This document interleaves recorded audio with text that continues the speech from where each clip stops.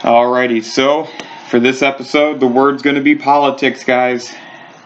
Let's go ahead and jump right in. So, I'm actually not going to get into political stances here. I really couldn't care less what people's political stances are. The reason I bring this up is because politics is a word that actually, I think, inappropriately riles people up in the wrong way. So, it's wrong to get riled up about this, and then the way that people get riled up is wrong. The first thing is, why is it wrong to get riled up or upset about politics? Because unless you are someone who makes a significant impact in the decision-making process of politics, you're just throwing an opinion out there. You're only throwing an opinion out there. If you go online and you throw your opinion out there and you're not doing anything to contribute to the decision-making, you're not actually helping. So that's almost all political talk right there. Sorry if that offends people, but that's the truth, is that political talk in general is useless. Because most people either A, and this includes me, A, we don't understand all the angles, we never will, or B, we're not involved, and B, we're not involved in the decision-making process. So that's really, really a big piece of why I think it's stupid to get upset about politics. Now, if you're able to have a conversation about what's going on in the world, and you can do it without creating a fight or an argument, then absolutely go for it. I don't know many people that can. I know a lot of people who pretend to take their stuff to an extreme, and you can have your beliefs all day. I have mine. I'm not going to express them in this video. But the fact of the matter remains, if you can't respect another human being's beliefs about something, you shouldn't get involved in that conversation anyways. Like, that's kind of another issue with politics, is that people don't respect one another's opinion. Which brings me to the second point. The way that people get upset and riled up about politics is inappropriate. So we're gonna pretend here for a second that John Smith and Janet Waltz, let's just make up two names. John Smith, Janet Waltz are having a conversation, and John expresses his beliefs about something that's political. We could say it's about the border situation, about our president, about abortion, international affairs, whatever it is, okay? Police brutality, gang violence, inner city issues, whatever you want. More often than not, if John or Janet expresses their opinion, the opposing person will take their opinion and turn it into who they are. So, for example, if you were to say, well, all things aside with President Trump, what he has done for the economy is blank. And if regardless of what it was good or bad, if you tried to insert that, people would generally associate you with a Trump supporter. I shouldn't say nobody, most people do not want to give any sort of middle ground. They want everything to be black and white. They don't want to have anything be gray. They want it to be yes or no. They don't want it to be maybe. And I'm sorry, but politics is not a black and white thing. I do not believe you can just be straightforward Republican or Democratic.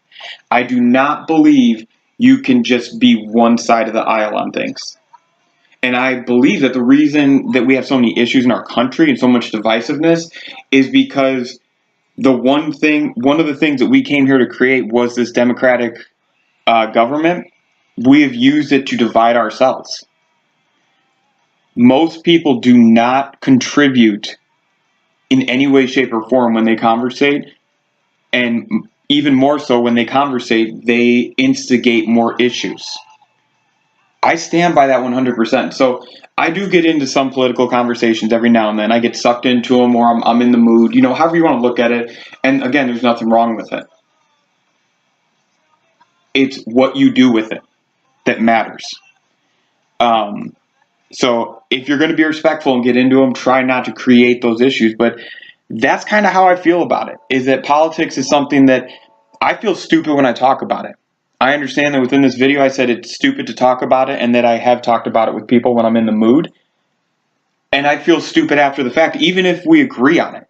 Because the fact of the matter is, if me and my 3 or 4 friends are sitting and we all agree on something, and we all say, oh, I believe that they should do this with the border, or they should do this with President Trump, or whatever our opinion is, that's not going to matter. So people need to conceptualize that and realize that. Knowing that your opinion is just that, it's the equivalent of a doodle that you're showing people. That's what it is. If you can understand that and then accept people's reaction as just part of them, not the entire person, go for it. More often than not, people are not able to keep those things separate. More often than not, people are struggling with the idea of this person could believe that abortion should go this way, and that makes him a terrible person, and if this goes that way, that makes him a good person. And it doesn't work like that. It does not work like that. Finally, something I said a little bit earlier that I'm going to kind of end this on.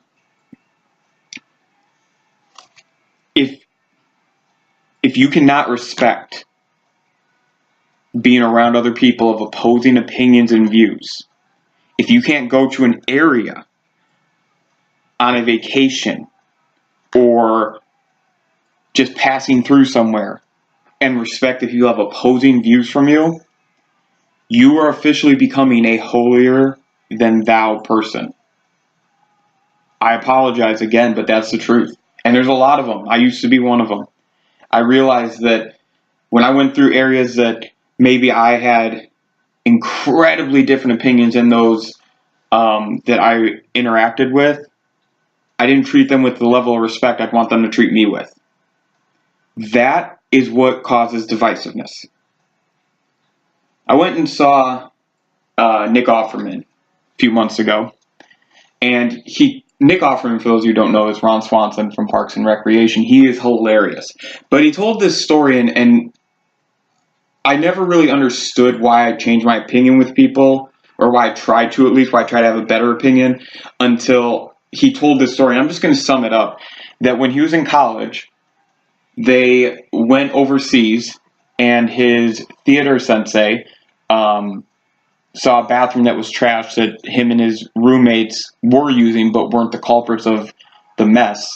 And his sensei got upset because they had used it and not done anything about the mess. And when they asked why, and they said, but we didn't create this mess, we're just ignoring it or maybe even contributing to it, he said, the sensei replied, because sooner or later someone has to clean that crap up. Think about that. So why not be that person that just says, okay, I'm going to respect opinions. I'm not going to be the hardcore bitch of the room. I'm not going to be the hardcore douchebag of the room. And I'm just going to respect what people have to bring to the table. It's this crazy thought that a lot of people talk about, but they don't actually follow. And I'm not perfect at it. Even as I prepared for this episode, I thought to myself, what are things that I have done that I could do better, and things that I could do moving forward? Politics is a dangerous thing. It really is. And it's only dangerous because we've allowed it to become dangerous. We, as Americans, came here for a democratic system. What we ended up doing was creating a divisive system that separates us based on one small piece. Another way to look at this, if I haven't given you enough examples, is if me and one other person, let's say it's you, the listener, went out to lunch. And we went to the food court at our local mall.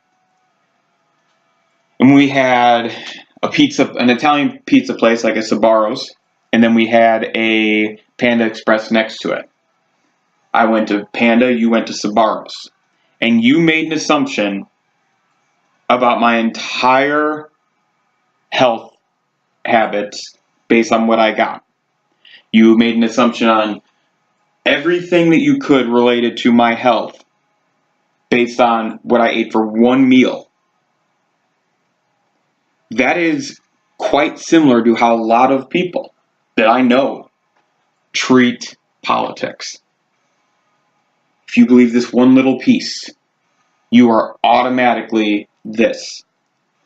But it's not just a black and white yes or no world we live in, guys. It's a gray and maybe.